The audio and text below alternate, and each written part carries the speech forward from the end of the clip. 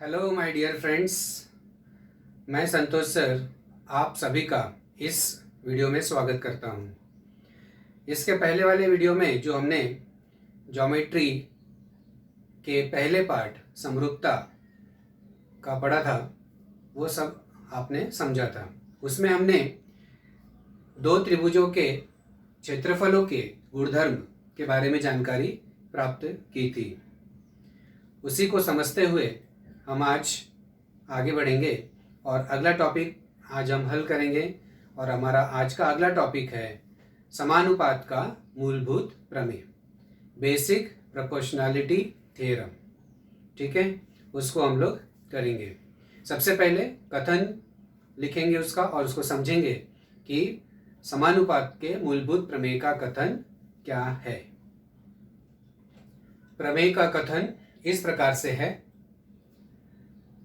यदि किसी त्रिभुज की किसी एक भुजा के समांतर खींची गई रेखा उसकी अन्य दो भुजाओं को दो भिन्न बिंदुओं पर प्रतिच्छेदित करे तो वह रेखा अन्य दो भुजाओं को समान अनुपात में विभाजित करती है।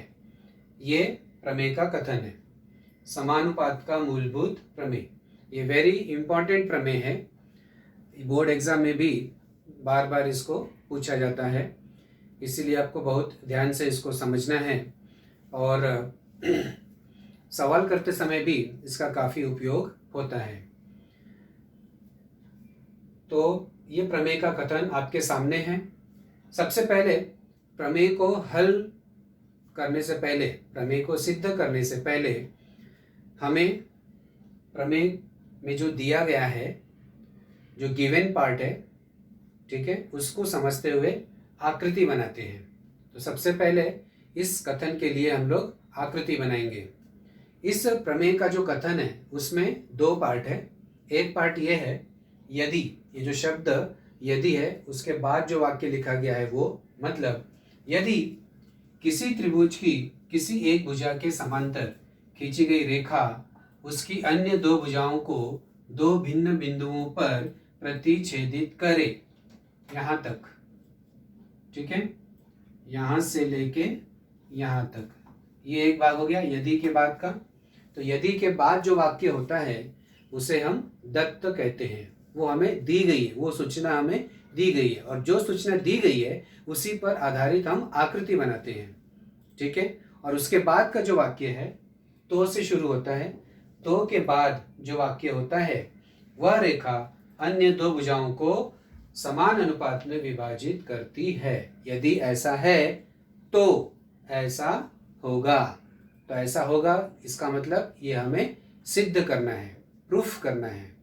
ठीक है, मतलब तो के बाद यहां से लेके यहां तक का जो वाक्य है उसे कहते हैं साध्य, टू प्रूफ। ठीक है, तो हमारा काम क्या है? सबसे पहले आकृति बनाना। तो आकृति हम कैसे बनाएंगे? इस प्रमेय के कथन को समझते हुए। क्या दिया है? यदि किसी त्रिभुज की, तो सबसे पहले क्या दिया है? किसी त्रिभुज। तो एक त्रिभुज तो बनाना पड़ेगा।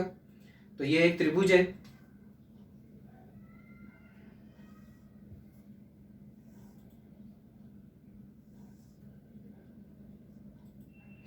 इस त्रिभुज का नाम ए, बी और सी, त्रिभुज का नाम दे दिया ए बी सी।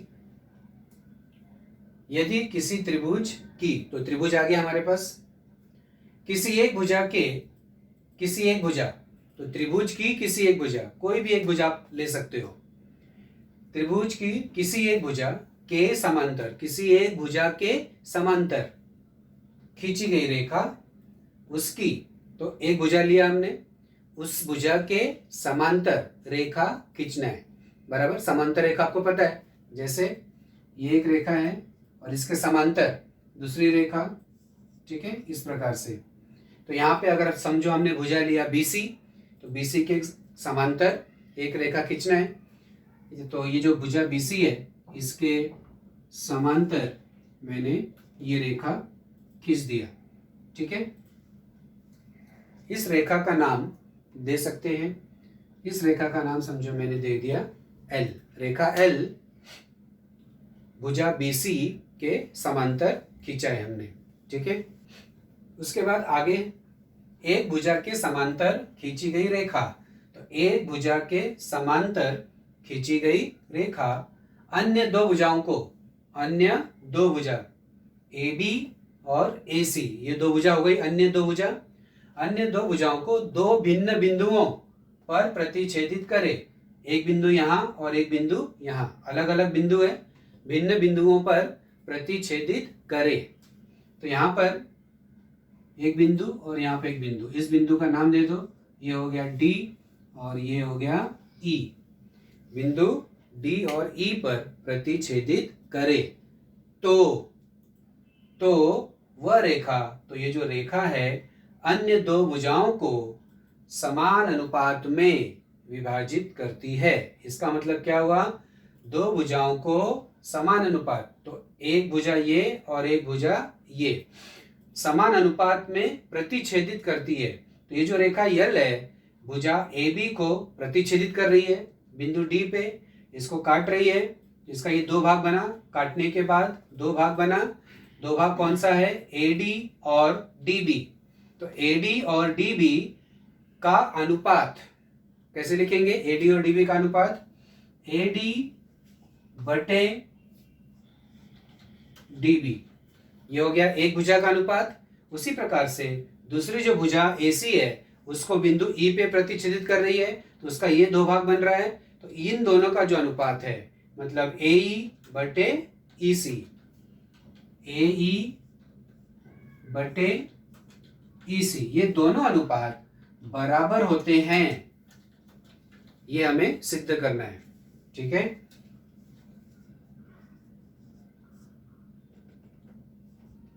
दत्त में क्या आ गया, त्रिभुज ABC है, त्रिभुज ABC में रेखा L भुजा BC के समांतर है, रेखा L समांतर भुजा BC, राइट। और ये भी आप लिख सकते हो कि रेखा L जो है भुजा AB को बिंदु D तथा भुजा AC को बिंदु E पर प्रतिच्छेदित करती है। ये भी आप दत्त में लिख सकते हो, ठीक है। तो हमारे पास दत्त हो गया, साध्य हो गया, बराबर, आकृति बन गई। अब हमें ये जो हमारा साध्य है इसको सिद्ध करना है कि ये कैसे आएगा। AD बटे DB बराबर होगा AE बटे EC, राइट। तो प्रमेय का कथन आपको समझ में आ गया कि किसी त्रिभुज की किसी एक भुजा के समांतर खींची गई रेखा उसकी अन्य दो भुजा को समान अनुपात में विभाजित करती है, राइट। अब हम इसको सिद्ध करेंगे। तो ये हमें सिद्ध करने के लिए एक रचना करना पड़ेगा, कंस्ट्रक्शन। तो रचना हम लोग करेंगे यहाँ पे,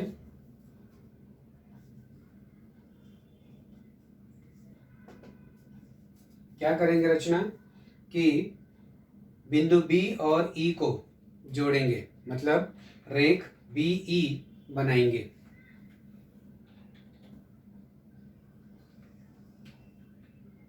ठीक है। और दूसरी रचना करेंगे, रेख CD को जोड़ देंगे, ओके। रचना में लिखेंगे रेख BE तथा रेख CD खींचा, राइट। तो मैं यहाँ पे लिख रहा हूं कि ये रचना हमें यहाँ पे करना पड़ेगा। तो अब आप ये सोच रहे हो कि ये रचना हमें क्यों करना है, हमें कैसे पता चलेगा कि यही रचना करना है कि BE और CD को जोड़ना है, राइट। तो उसके पीछे थोड़ा सा हमें ये सोचना पड़ेगा कि हमें जो सिद्ध करना है उसमें हमें क्या चाहिए, AD बटे DB। और इसके पहले का जो फर्स्ट गुणधर्म है जो हमने पढ़ा है वो क्या है, वो भी उसको भी ध्यान में रखना पड़ेगा, क्योंकि उसी के बाद हम ये पढ़ रहे हैं समानुपात का मूलभूत प्रमेय, राइट। तो सबसे पहला गुणधर्म जो हमने पढ़ा था वो क्या था,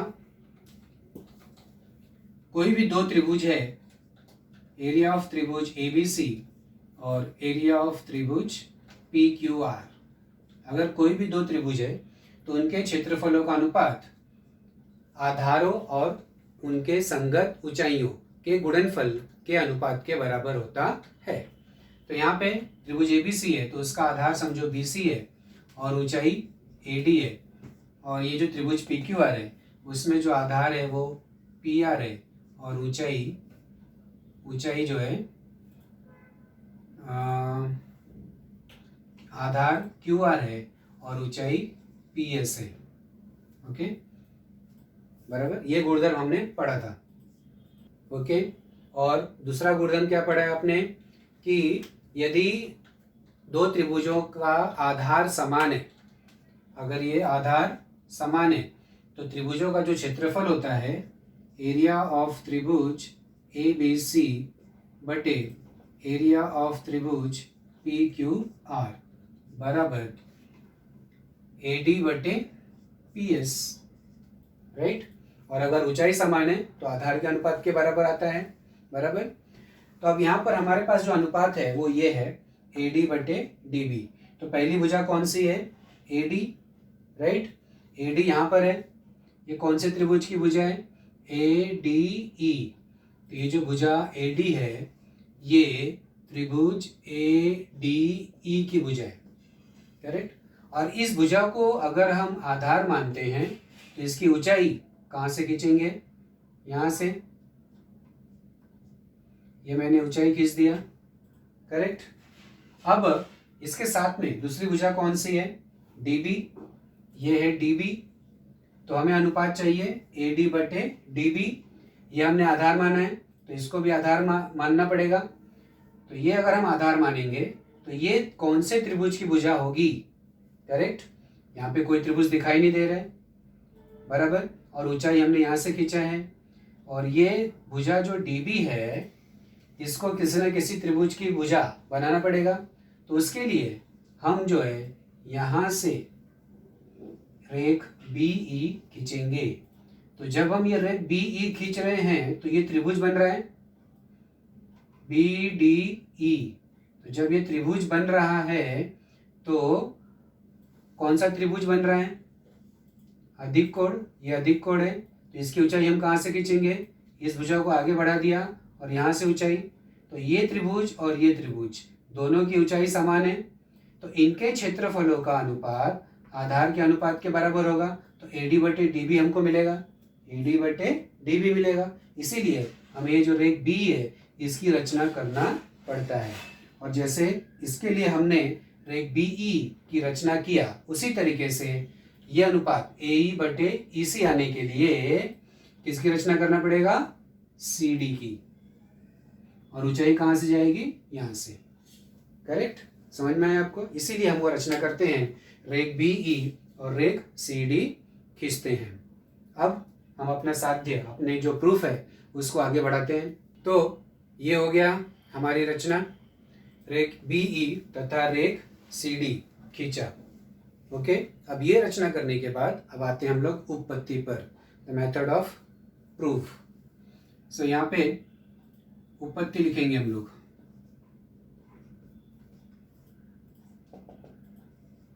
उपपत्ति मतलब होता है सिद्ध करने की विधि। तो सबसे पहले इसको सिद्ध करने के लिए हम यहाँ पे दो त्रिभुज लेंगे, त्रिभुज, या फिर डायरेक्ट भी आप लिख सकते हो। पहला, फर्स्ट पॉइंट, एरिया ऑफ त्रिभुज ADE अपॉन एरिया ऑफ त्रिभुज BDE बराबर, तो ये दो त्रिभुज आ गया।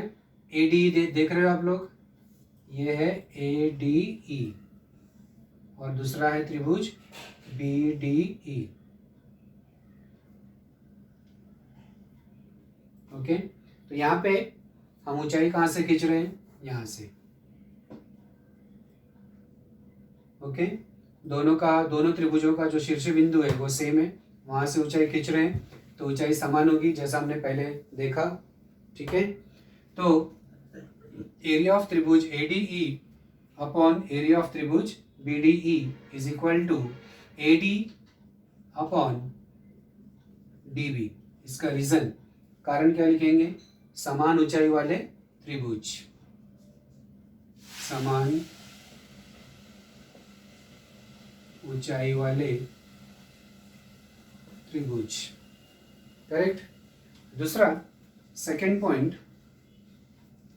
जैसे हमने ये दो त्रिभुज लिया वैसे ही AE बटे EC आने के लिए त्रिभुज ADE और त्रिभुज EDC लेंगे। तो यहाँ पे एरिया ऑफ त्रिभुज ADE अपॉन एरिया ऑफ त्रिभुज EDC बराबर AE अपॉन EC। जैसे इसके लिए है वैसे ही इसके लिए भी, यहाँ भी सेम रीजन, समान ऊंचाई वाले त्रिभुज। करेक्ट। यहाँ पे अब देख सकते हो कि ये है पहला एरिया ऑफ त्रिभुज ADE बटे एरिया ऑफ त्रिभुज BDE। ओके, और दूसरा जो कथन है एरिया ऑफ त्रिभुज ADE बटे एरिया ऑफ त्रिभुज EDC।